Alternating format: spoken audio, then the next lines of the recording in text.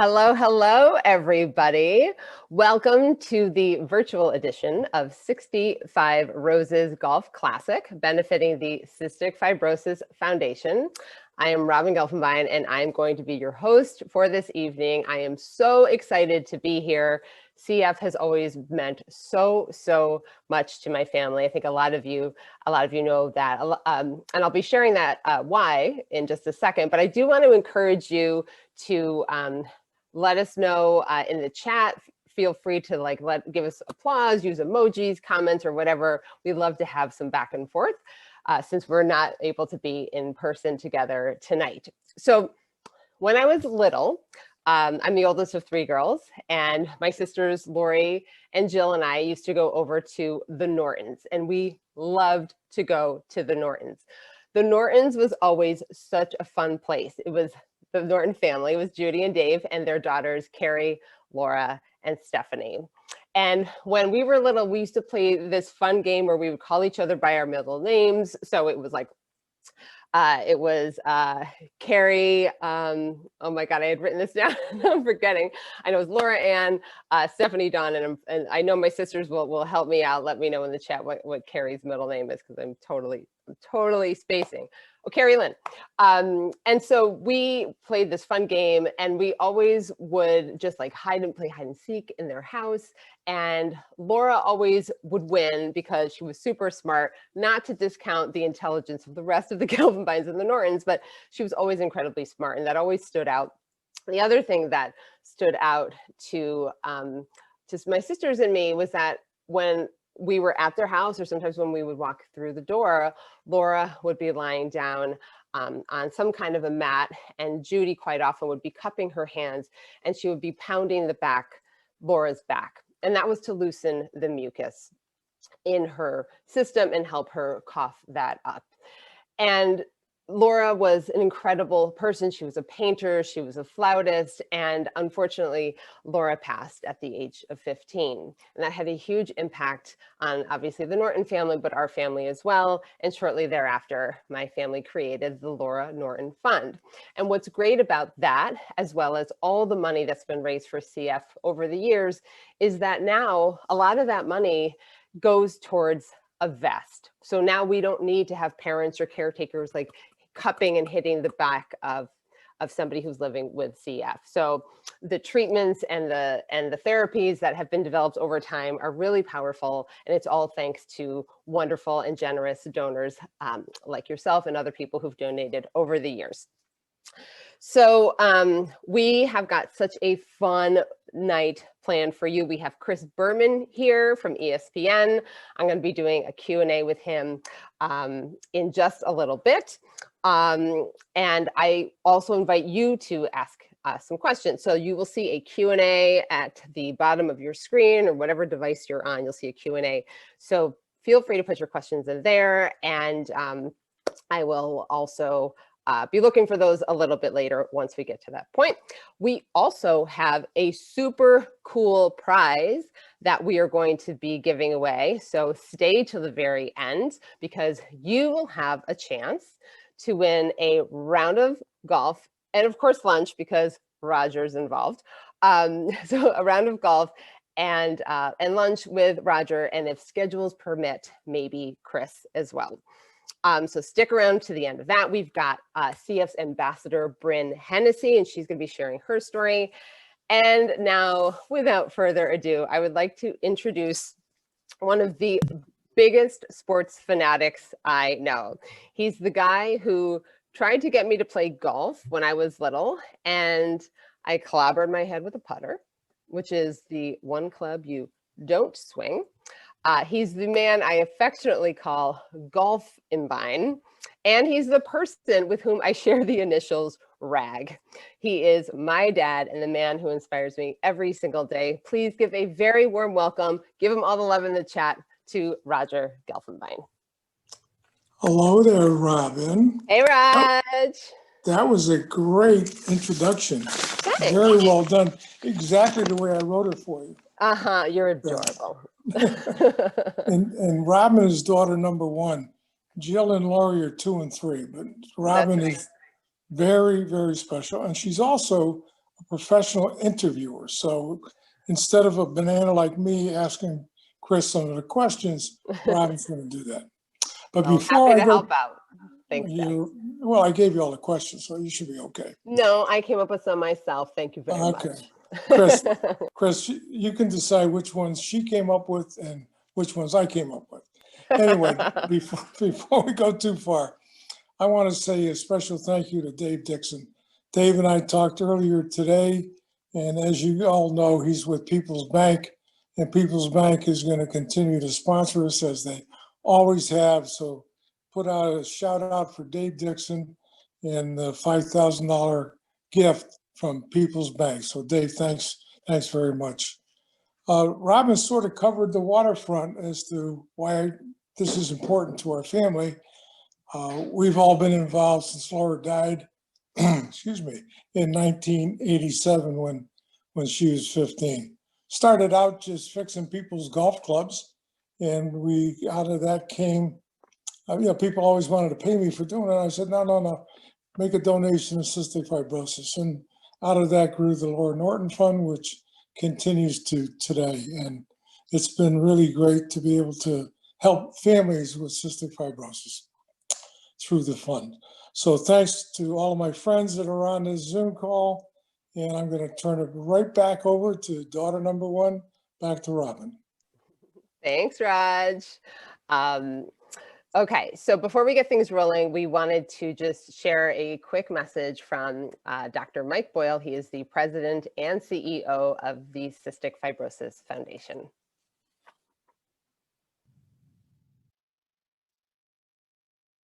Greetings, and thank you for joining us. While we all find ourselves at a distance, it does not change the fact that the CF community remains close in spirit. Now more than ever, we are so grateful that we can come together to connect, share stories, and celebrate the achievements that you have made possible. The pandemic has changed our lives in dramatic ways, but it has not deterred the foundation from the relentless pursuit of our mission to serve people with CF and their families and eventually cure CF. We are steadfast in our scientific work to advance our Path to a Cure initiative with innovative research efforts. And we continue to work hand in hand with care centers across the country to ensure that people with CF receive the best care possible. As we celebrate all that we've achieved together over these past 65 years, every contribution helps. It helps advance the mission and, most importantly, changes lives. Your generosity during this challenging time will help us stay the course and provide the best support we can to those living with CF. Every one of you, every volunteer, every donor, every sponsor, every CF fighter is critical to our success. Thank you for your continued support. Together, we will make CF stand for Cure Found.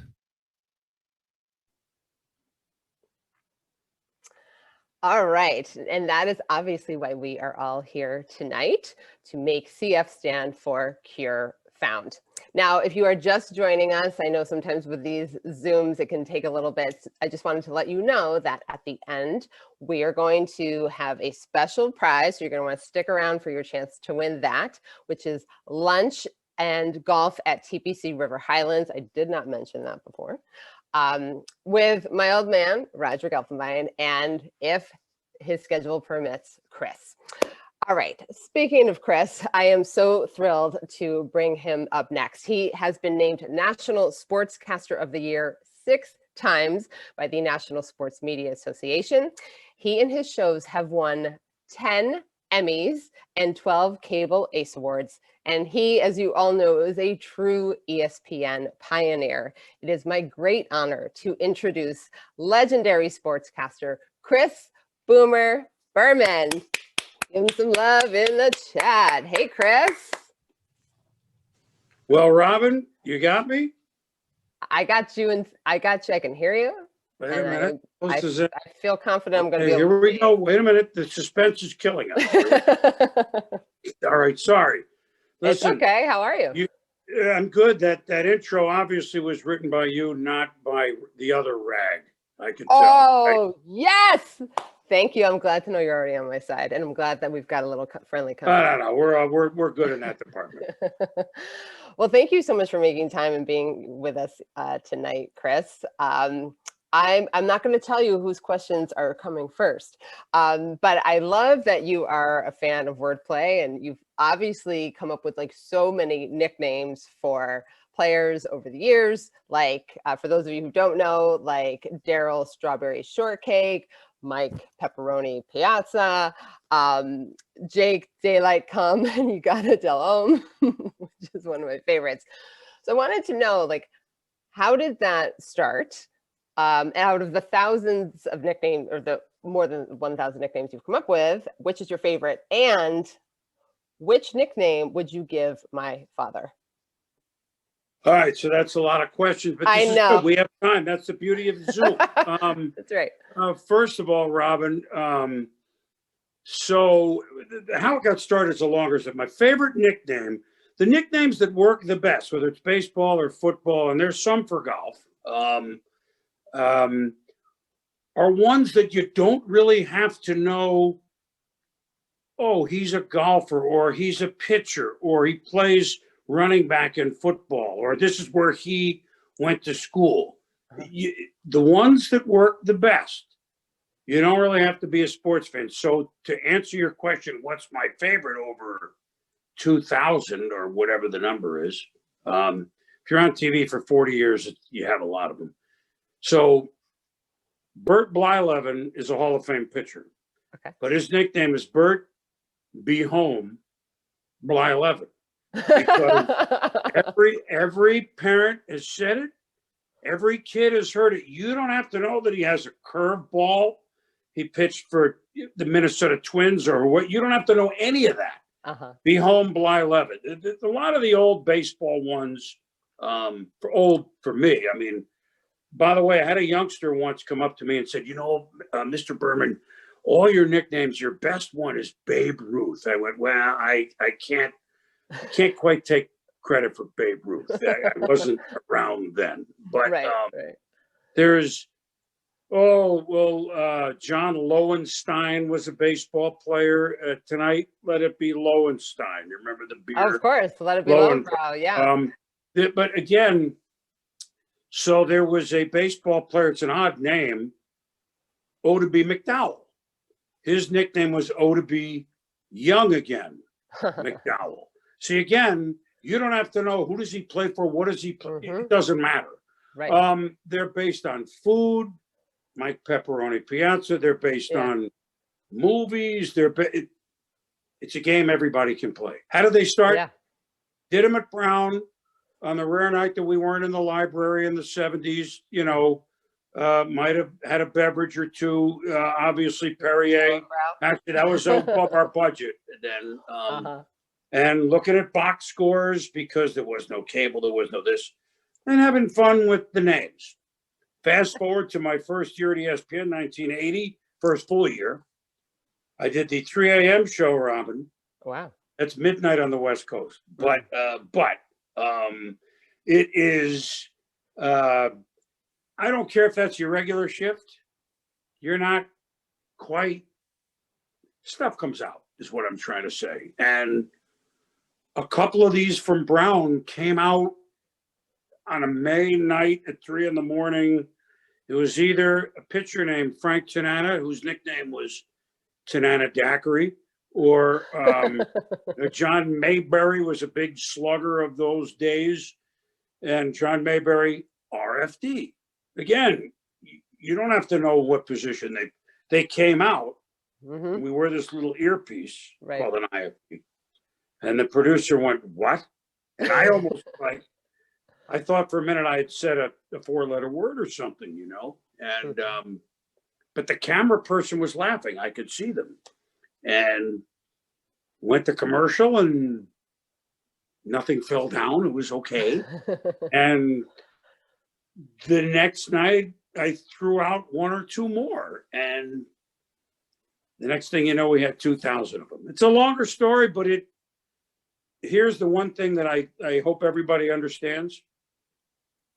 I never did it with the goal to be, hey, I'm going to be noticed because I'm a funny guy. No, it's just sports. We're just kicking it around.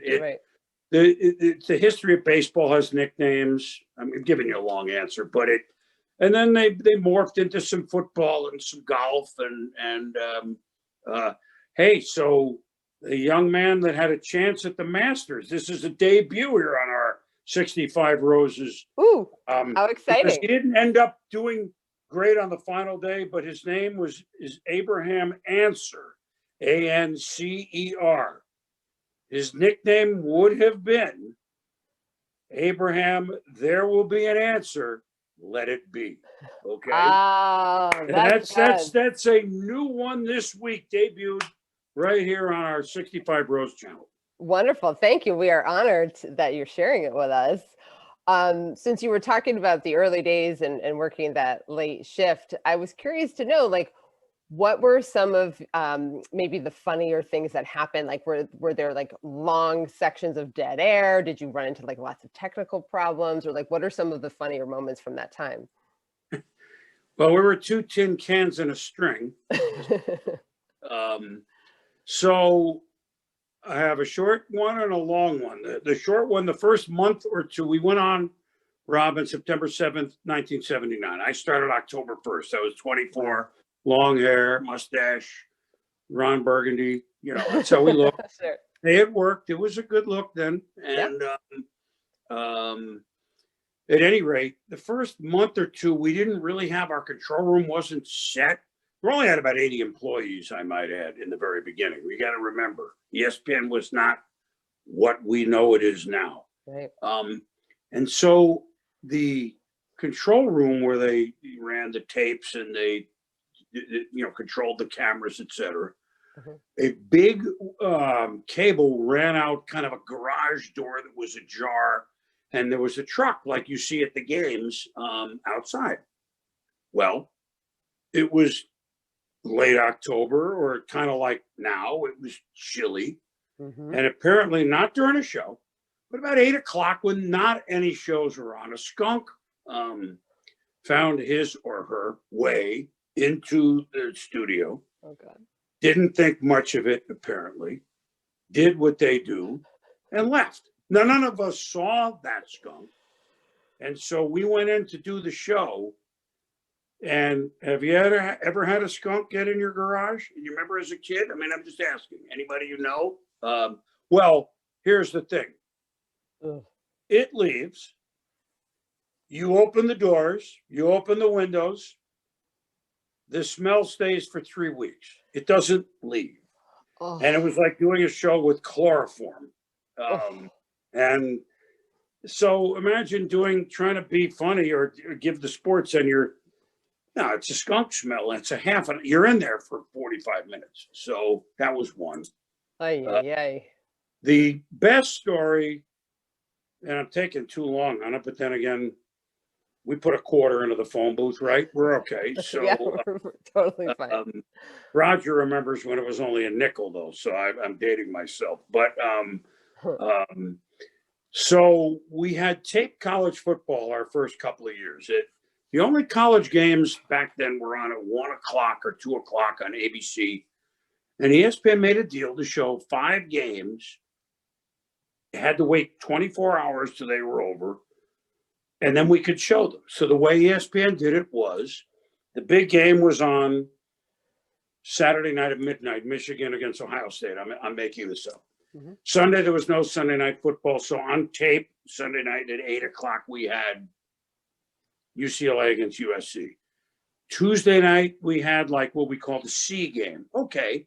It was 8 o'clock would be North Carolina against South Carolina. Thursday night, we had the D game.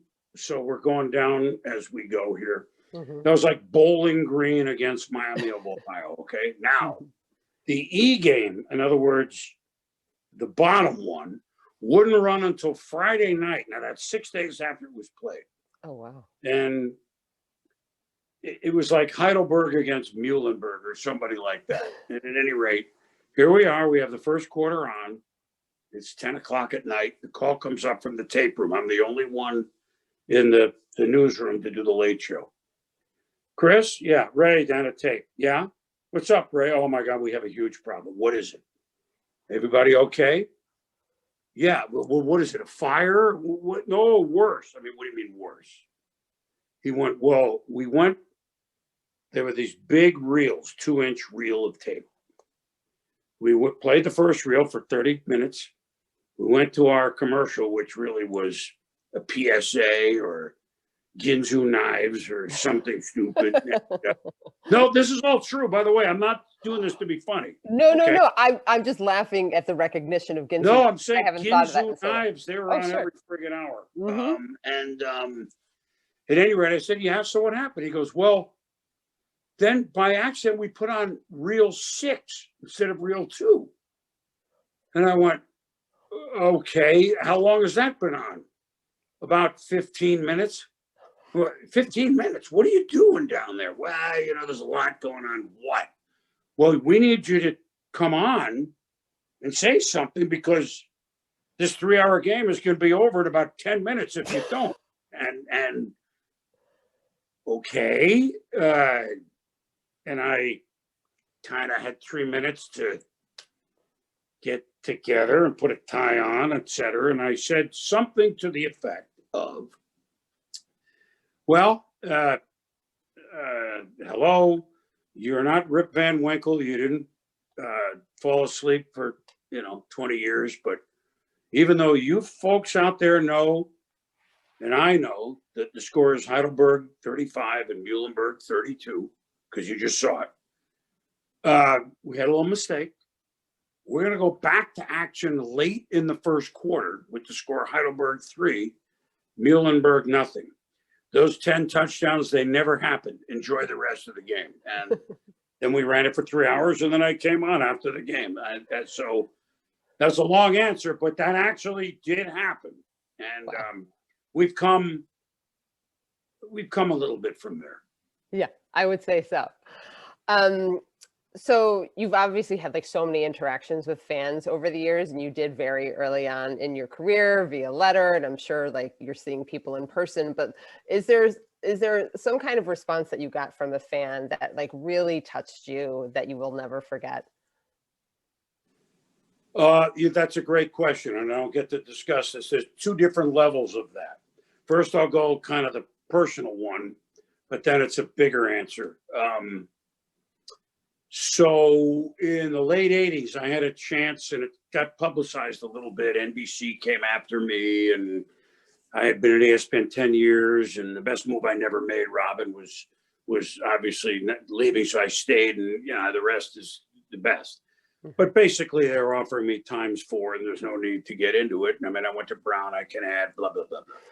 And the goal was not to play it up, but it was kind of reported, and it was like 5 months going on, and nobody was nasty or anything. And I was a young guy going through this, and I was uncomfortable, etc. A letter came, and I don't remember who or from where in this particular case. But I am a big rock and roller, as everybody knows. And he quoted Bob Dylan. He goes, Boomer, don't let your boot heels be wandering. Please stay at ESPN, a devoted fan, Joe Smith from, anywhere, Tupelo, Mississippi. Mhm. So that's a personal, it's like, Yeah. wow, you're quoting Bob Dylan, knowing that I do all the time, and you really care, like people care, but by far and away, I mean, that's just me, and I want to dwarf that. The best letters, bar none, and I will never forget them, and I tried to answer every one of them, were from the veterans who we always did a Memorial Day double or triple header, and I did one of the games. Every time I did halftime of Sunday, then Monday Night Football, and it was the week of Pearl Harbor. I'd say a little something about that generation, and we all owe you a huge debt of gratitude, and et cetera. And if you see someone that the letters that would come, it's not, hey, thank you. It's more that someone, a young man like you, would think of us, warms our heart. Think of you. You're the reason we're here. Right. And every one of those, and again, they started writing them maybe, at 60. In other words, World War II, when I started doing this, World War II veterans weren't in their 90s or 100. Right. They might have still been working. And your station is great. We wish we had it when we were young men. And thank you. And I mean, I'm teary because I never knew that until I got every letter from someone that served, especially World War II or Korea or Vietnam, which I'm almost old enough to have been in, but wasn't old enough by a little. I'll never forget those. I'll take those to my grave. That's a good question. I'm glad I got to say that. Oh, well, thank you so much for sharing it. It's so moving because just your career is so impressive and the number of accomplishments you've had is just like endless. And so you've touched so many people, but knowing like who has really touched you, I think is nice to see like what that exchange is like and how impactful what you do, what you've done, it has had on people's lives. I want to get to audience questions in a little bit. So just a reminder that you can put those in the Q&A. And if for some reason you're having trouble, please drop them in the chat. I wanted to get to some of my father's questions. Well, you were doing so well. Oh, thanks. Well, maybe I'll just skip his questions. No, I'm teasing. You and my father tried to save the Hartford Whalers back in the day, and I have to go bum bum bum bum bum bum bum bum bum bum bum. That's very good. Thank you. So, why was that such a significant cause for you to get behind? Well, your dad was a bigger mover and shaker at the time than I was. I was more of someone that at least had the ear of the owner, but apparently not enough, although it wouldn't have mattered. Roger and I have talked about this, Ed. Now, can't believe it's, 1997 spring was their last game here or in Hartford. It was, look, UConn, the fans of UConn, it's great, but hockey, we would never get. I know the Patriots a whole nother thing, and that they weren't going to come here, but Hartford, we had a chance to keep a major league team and be. I don't want to compare the Hartford Whalers to the Green Bay Packers, but just for size of, be kind of the Green Bay. Although there are other cities like that in the NHL that lost theirs and now have it back. Winnipeg, Quebec, there's a couple Canadian ones, etc. But my pitch, and there's several things, and your dad could speak to it as well. But the pitch was, look, I now at the time, 97, our kids are 11 and 10 or 10 and 9 or whatever they were. Listen, they don't know from the Rangers or the Bruins. Their fathers are fans of the Rangers. And I know they're 10 and 9, but even high school kids, in about 6-7 years, they're going to be your ticket buyers. They don't have allegiances. The league and the owner was saying, look, you're caught between the New York Rangers, the Boston Bruins. You're never going to have much of your own. You're still in the shadow and will be. That's it. That's not forever. And we had, and once the Whalers would leave, this was going back to when they were still here, we'll never get a major league team again. Is it unbelievably necessary? No, but it's good for psyche. Just think if we had a building and how downtown Hartford, which finally now is making a move, but it could have revitalized in a much lesser way the way Baltimore's baseball stadium in the early 90s, again, that's baseball, I get it, but revitalized their downtown, which was kind of nothing. And you could see the baseball stadiums, Hartford had a chance to be revitalized and be from October to April when it's winter, people, the city could be alive and Connecticut could be alive, and all because of professional sport. And then Governor Rowland was a big effort behind this. I mean, let's not lose fact of that. Say whatever you want. You won't get me to say anything bad about it. And we tried. The owner didn't want to stay, and the commissioner didn't want them here either. I mean, don't quote me on that, but that's the way it is. So Right. it was important. It was going to be the end. We were not getting anything again. I mean, we try Howard Ball, but nothing was going to come back. And if you don't have hockey, you're not getting football. We're not. And I think we could have supported it. In retrospect, we could have supported it and would have supported it, but oh well. Oh, well, thankfully, UConn sports has been so dominant. So it's Yeah. given a lot of, attention to certainly to the state. So there are a number of questions in the chat that I want to get to. What is one of the most exciting games you've ever called? Well, that's an easy answer because I didn't call very many football, hardly at all, although I've been at 30 Super Bowls, but I didn't call them. But it doesn't matter. The highlight of my career happened to be September 6, 1995. It was the night Cal Ripken broke Lou Gehrig's Ironman streak of 2,130 consecutive games played, a record that would never be broken. I mean, Cal didn't miss a game for 14 years or whatever however you add it up. And it was a night, Robin, bigger than baseball. It was a night bigger than sports. It was a night in my mind for America. It was, you pack your lunch. I understand baseball and you get paid well, although 95 not paid like now, but you don't feel great, but 162 straight games you're going to play for 14 straight. It's like never calling in sick at a automobile plant. I mean, you know what I mean? And Sure. And I was fortunate enough to do play-by-play. The Buck Martinez did color. We had some great baseball guests. We also had President Clinton, who I had not met, although I knew he was coming, but not met until he came in the third inning. We had Joe DiMaggio was there representing Lou Gehrig, if you will. They were teammates for 2 years till Gehrig died of ALS. Everyone knows the story. And when the game, baseball becomes official when the team behind has played 5 innings.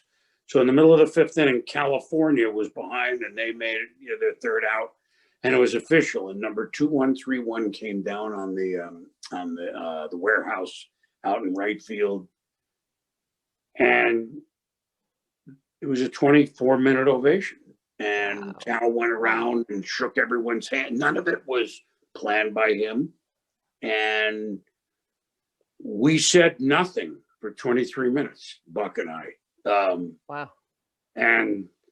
But that's just a sideline. I mean, to be honest, we were almost in tears of happiness, as everybody was in the stand. I mean, everybody remembers where they were when they saw that, and we were lucky enough to be there. And what Cal did speaks for itself. And it was just a night larger than any of us. It was work ethic. It was the United States at its finest.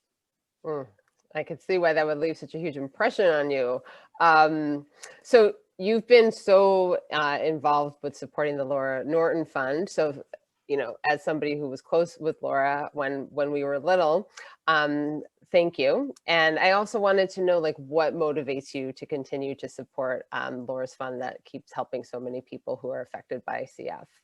Well, your dad is a big part of it, although he never twisted an arm. He doesn't do, well, he can twist, but, and I don't mean chubby checker either. He can't do that. But so that's part of it. I have a very good friend of mine from Brown, named Mark Miccioli, and his second son, Ian Angela's second son, CF. And he went to Vanderbilt. So he's from Boston, but would come to New England once every 3 years, coming back home. Nashville is where they settled, and he's a lawyer, et cetera, et cetera, et cetera. And their son would stay here, and I saw the mom pounding. I and my late wife, Kathy. I mean, you're guests in our home several times. He was 6, he was 8, he was 11. He's now, don't know what year now, Stanford. And she kind of runs the Nashville chapter of CF, Angela, or is, big hitter in it, and organizes walks and things like you guys do. And so I knew a little more about it only because when Michael was born, and everybody on this Zoom knows the life expectancy. We lost Laura at 15, and I didn't really know the particulars of it. I just knew it was CF. And the life expectancy now of someone with CF, you could probably answer better than me or the other ladies and gentlemen on this, right? As I've known them, it went from 15, maybe the day he was born, to like 30, and they haven't stayed here for about 6-7 years, and it's way past that now, right? So here is a disease that major ground is being gained on every month, to put it. And doesn't mean you don't support others where you're waiting for a breakthrough and we don't have one, but boy, you're seeing a result. And I saw for 2 nights every 3 years how a family had to live. Mhm. And words or reading about it aren't the same as seeing it, as you know. Absolutely. And so your images of Laura that you described beautifully to start, and I'm sure Laura never complained, and this young man never really complained. And the fact that the vests and this, and you can tell everyone, you guys, the gains that have been made. Probably I'm not even aware of the last 5 or 7 years that much. It's prompting me. I'm going to call them this next couple of weeks. Pandemic, everybody's kind of Yeah. lost. But that would be another reason. I saw it. Right. It was easy. Yeah, absolutely. Well, we thank you for being a part of this and being so supportive for so long. I want to get to a couple of quickly cute last audience questions before we wrap up. So Laura's sister, Stephanie, she mentioned that your appearance in Longest Yard, not included, which is your favorite sports movie? That actually was both Longest Yards. The long when we were young, when Burt Reynolds was the quarterback, and then Burt was in the other one. I was honored to be in it because that gets seen. That's a good one, and people like that. That's on a lot. But I'm kind of I cry at like the Lion King, so Oh. that kind of guy. So I like The Natural, which is you don't even have to know what baseball is, and it's I love that one. So Okay. there's no correct answer. I mean, Field of Dreams is brilliant. Oh yeah. And you can even, to go back to Cal Ripken, you can go to, the Lou Gehrig story. I mean, that's an old black and white movie that ALS. What is that? And so I like The Natural. I always liked that one. I thought that was there's a little Connecticut angle to it. By the way, that was filmed. People may not know this. The old War Memorial Stadium in Buffalo, where the Bills used to play, and it used to be a AAA ballpark because it had the posts and the stuff of the 40s. So there was, he's passed now and quite a bit. There was a pitcher on the Yankees in the 40s named Spec Shea, was Rookie of the Year. He was from Naugatuck. They called him the Naugatuck Nugget. This is not a nickname of mine. This was way back. And I got to know Spec. I came to the area and lived in Naugatuck. He was the director of Park and Rec. But they found his windup, for whatever they found him, and he taught Redford and a couple others how pitches were delivered in the late 40s, how curveballs were thrown then. They called it the drop. And Spec Shea in Naugatuck, Connecticut, was the pitching advisor, coach, whatever you want to call it, consultant, and taught Redford and a couple others how to correctly throw pitches if you're going to be in the 40s, look like you played in the 40s. There's a little Connecticut angle not everybody knows. Nice. Thank you for that history. I know you were a history major, so thanks for serving that up for us. Okay, we do need to wrap this up in a second, but Lori wants to know, which nickname would you give Roger? Oh, but that's on the spot, and I haven't had a beer. I know, that's So, okay. You let can, me see, Gelf. And I probably have tried because we've been around each other. Gelfenbein it would have to be on the Gelf. So, I mean, something, it wouldn't be an A. I'm looking, it'd probably be a B, something with, Christmas elf, but the name is long, I know. Gelfen. Can I give you some inspiration? Finding, that's a tough, and it's too easy to go Roger the Dodger Gelfen, but you got to go on the last name. By the way, not all of them get them. Some are just tough. And that's how tough your father is, that he's unnicknameable. Yeah. I'm going to work on it, though. Okay. All right. Well, if I can give you some inspiration, if you just pull out Gelf and isolate it itself, you can go off of the word self.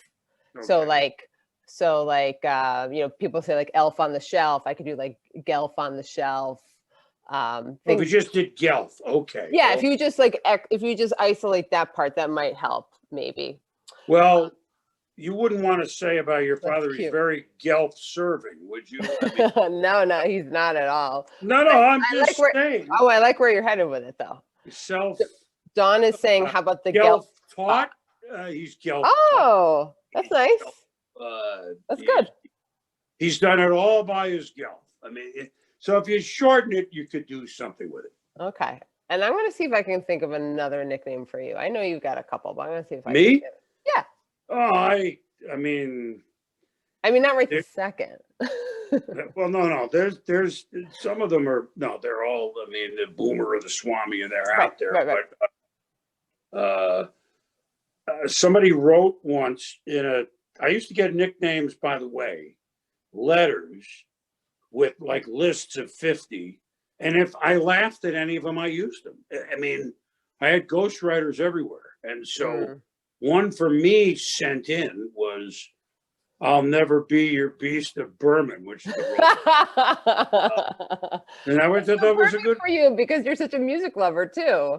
Yeah, it was perfect. I mean, they knew. Oh, that's really good. That's really, really good. So, So we're gonna wrap up with this. Bean wants to know, who is your favorite musical artist or song?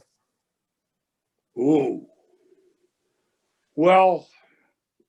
Okay, so we'll go artist second.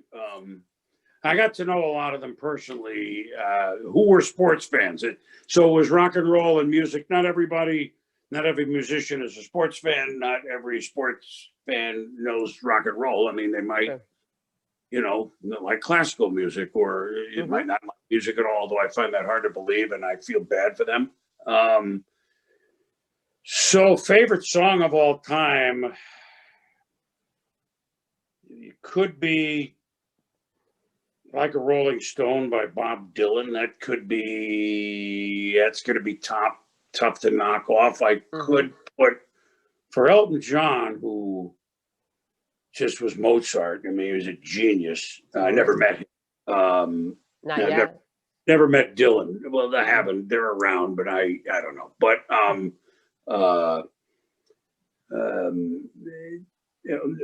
Love Lies Bleeding. For a friend, Love Lies Bleeding, you'd have to kind of know Elton's music. Light My Fire by The Doors is a good one. That's great. I've sung that on stage with Robbie Krieger, who was the guitarist of The Doors, which Awesome. I kind of felt I shouldn't be here. But then again, Jim Morrison's not coming back, so he invited me up and I did it. And so, of course, the favorite group. That is amazing. Elton would be way up there. The Stones would be way up there. Bob Seger, who's a personal friend, would be way up there. But the guy and the Eagles would be way up there. Glenn Fry was a really good friend, and we lost him a few years ago. And Joe Walsh is he's great. I mean, he's Joe Walsh. But Yeah. Huey Lewis and the News, they became, because of Bay Area and the Niners, Giants, which are my team, San Francisco. Yeah. I've sung with him almost 20 times, and I'm okay singer. I'm all right. First song and then get me off. But it's usually an encore, so people have had a drink or two, so it's fine. I don't embarrass myself, so they're thrilled, as am I. I've done it at Oakdale a lot. The sad story is Huey, now has what's called Meniere's disease, which is an ear thing that to talk like you and I are now is not a problem, but it's like an overmodulated speaker about 3 years ago. He can't hear music. Oh This is my a gosh, that's musician that can't heartbreaking. sing anymore, although he can sing. But if I call him on the phone, it's fine most days. But any song comes on a radio, we all have known what a bad hum is in our stereo speakers, right? I'm Absolutely. and that's but he's allowed me to be someone else when I get up on stage for 5 minutes and sing with him. We sing Walking on a Thin Line, and it's like playing in a pro-am. You think kind of, so that you're a pro golfer for 5 hours, and then you realize after about the second shot, you're not. But you get to be somebody else for a day, and it or a moment. And I've been lucky enough to be up there and sing with him. I'm okay singer. Here's what Huey said. Roger, you never heard this. He said, Boomer, as an amateur golfer, you're like a 14. As an amateur singer, you're a 6. So okay. Well, I invite everybody to go look for that on YouTube, because I'm sure it's around. You can find a few. I bet there's plenty of footage of you, so I'll keep an eye out for that. Chris, thank you so much for being with us tonight. I know on behalf of everybody at CF, and certainly my family and the Nortons and everybody involved, that it means so much to have you here. So I hope you can stick around till the very end. But thanks so much for making the time for us tonight. Well, listen, so much fun to talk to you. I hope I haven't bored everybody. You were great, Robin. Your questions are great. You threw your fathers out. You went with your I have so many more I would want to ask you. You know what? I'm going to hang. If there's a couple more that are like, they got to be asked, go ahead and do it. Do your thing, though. Okay. Oh, that's great. Okay. I'm happy to stick around at the end as well. So thanks, Chris. And we'll see you in just a little bit. Okay, so if you so now I would like to introduce first of all, let's give it up for Chris Berman. Put some love in the chat. Like, how fun was that? And it's really generous of him to stick around at the end for those of you whose questions I did not get to answer. Yes, so great. Woohoo! Thank you, Chris. You're getting so much love in the chat and in the world. Okay, so now I would like to introduce CF Ambassador Bryn Hennessy. She's going to give us an update on her life with CF and how she's been managing that during quarantine. So thanks for being here, Bryn.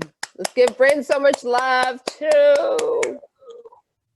Thank you so much for having me. Okay. Hi, everyone. Good evening. As many of you know, my name is Bryn Hennessy, and I would like to thank you again for giving me the opportunity to share my story of CF with you. 2020 has been challenging for everyone, as we have all been living in a world of unknowns. As a person living with cystic fibrosis, every day is filled with unknowns. Will I get sick and end up at the hospital? Should I go to school? Can I work without getting exposed?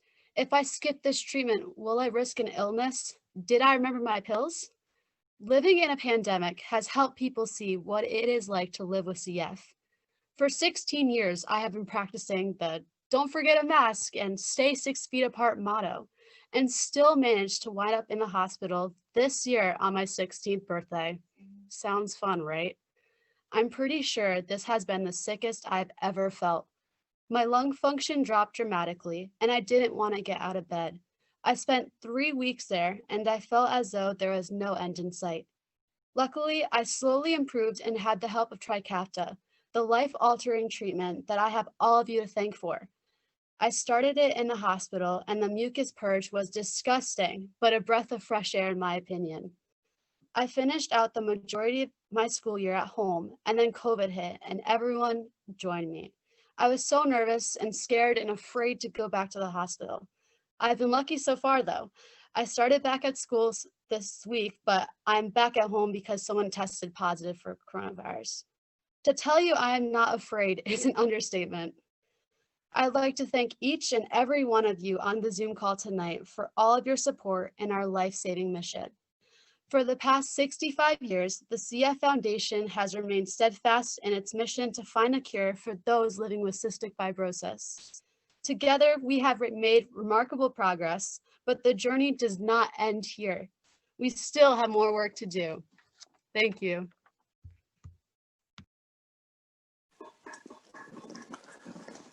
Well, Bryn, thank you so much for being with us tonight. Oh yeah, You, of course. You are absolutely an amazing young lady, and you are so pretty. I shouldn't say that in front of my wife, but you are.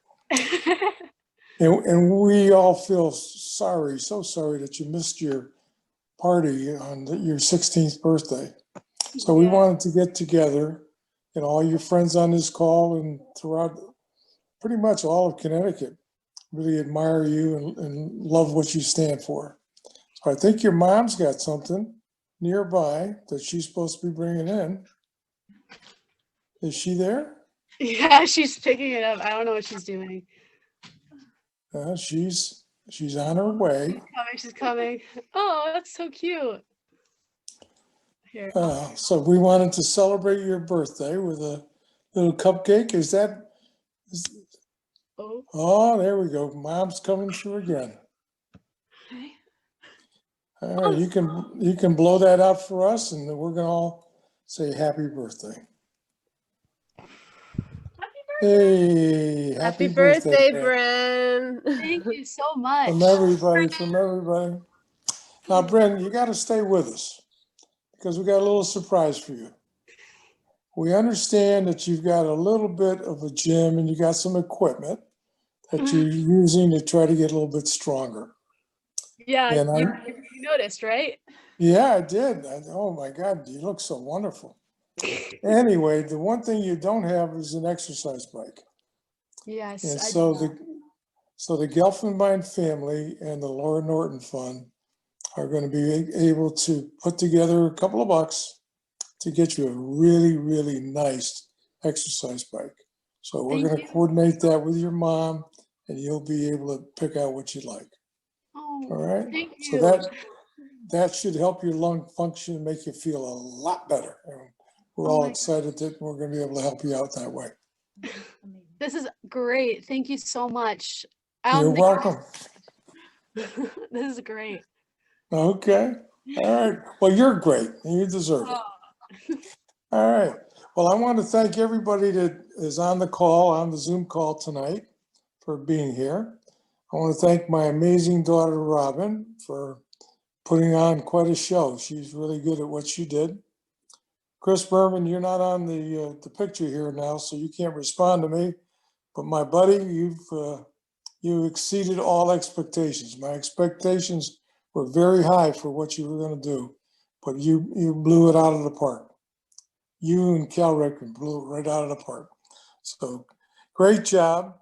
Everybody that's on the call, we do want you to know my daughters have agreed to forgive some of their inheritance. So we're going to match whatever is donated to this event tonight and over the next couple of days. And we're just happy to be able to help out. There are a lot of ways that you can support the event. We'll be sending you an email tomorrow, and it'll include all that information as well. So thanks to Robin, thanks to Chris, thanks especially to Bryn, Dawn, and Kim and Amy did a fantastic job putting this together. So from the Gelfenbein family, thank you for everything. We had a wonderful night. And Robin, back to you. Thanks, Raj. And I just want to give a shout out to my parents because they've always been such incredible role models for my sisters and my nieces and nephews and me. And your generosity just always continues to blow me away. So as I mentioned earlier this evening, a couple of times, we are going to be giving a little prize away in just a second. It is time for trivia. If you are anything like my family, you are wicked competitive.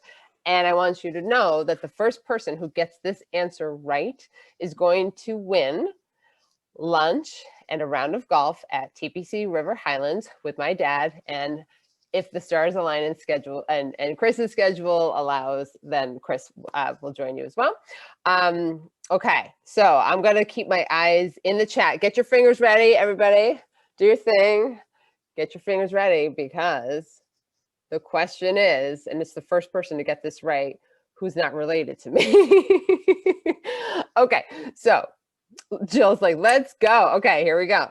How much did Chris Berman make per night? That's important. How much did Chris Berman make per night when he started at ESPN?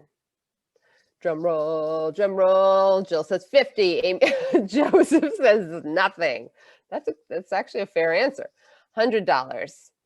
We don't have an answer yet. Keep them coming. I see $100. Nope. 200. Nope. John says 78. Andy says 45. 70. Lori says 75. Nope. Oh, somebody's getting a little closer. Kyle, you're also, Kyle is close too. Oh, Joseph and Jill are getting close. Bean said $12.